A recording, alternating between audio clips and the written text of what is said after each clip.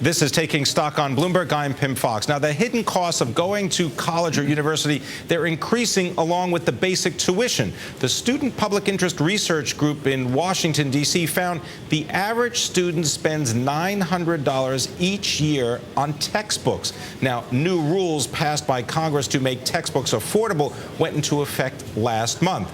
Dan Rosensweig is the chief executive of Chegg.com. His company is the largest online textbook rental business in the country. He estimates his company has saved students more than $230 million. Dan, welcome to Bloomberg. Good to have you with us. Thank you for having me. Explain a little bit about the Chegg.com model, because you have a physical presence at a lot of colleges and universities. It's not just something that you go online for.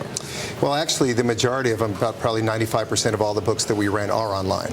And as of yesterday, we launched our iPhone app, and we have thousands who have already downloaded it, and you can actually do it right off your iPhone, and then we'll have one for the Android line and everything else. But mostly, we're just trying to make it easier and cheaper for kids to get the books they want, so they come in great condition. They can have them there in 2 days if they want. It's substantially cheaper, as you know, and we keep growing every year by, we keep doubling and tripling. So I guess the detail I was really looking for was this notion that you can go and rent the textbook online, but you pick it up in many cases at the actual university. We are testing that now. So on 8 universities, which reach about 200,000 students, we've just launched Powered by Chegg. So you walk into the bookstore, we'll have 4 or 5 kiosks. It's built right on the Apple iPad. You walk in, just either type in your course or tell the Chegg champion who's standing there what you want to get, brings it right up, shows you what you can get, and you can leave with the book, or you can have the book sent directly to your dorm room.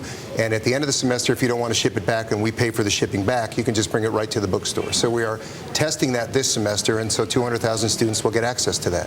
What kind of price differential are we talking about? I was asking our producers here, to find out the most expensive textbook available. It's a medical text, right? About anatomy and physiology. Right. $207 for a new version of the book.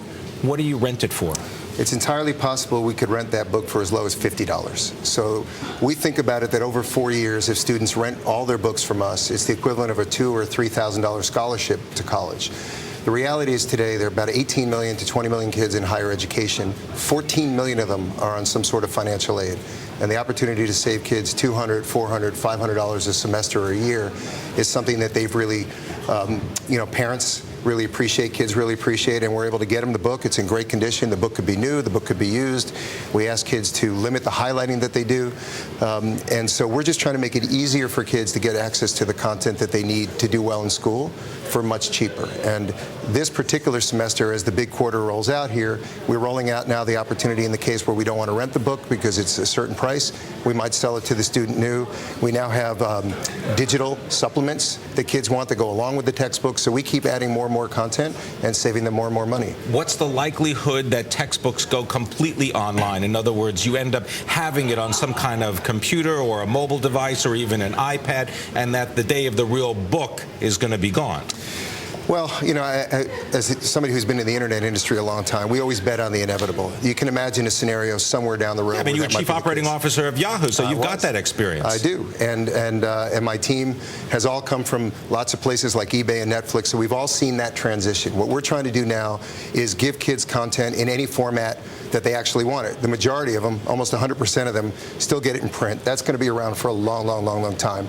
But as more and more publishers put content into e-textbooks, which is not a big thing right now, or digital supplements, sort of the skill and drill books, worksheets, we now make those available. So we can actually give kids content digitally as well as through the textbook.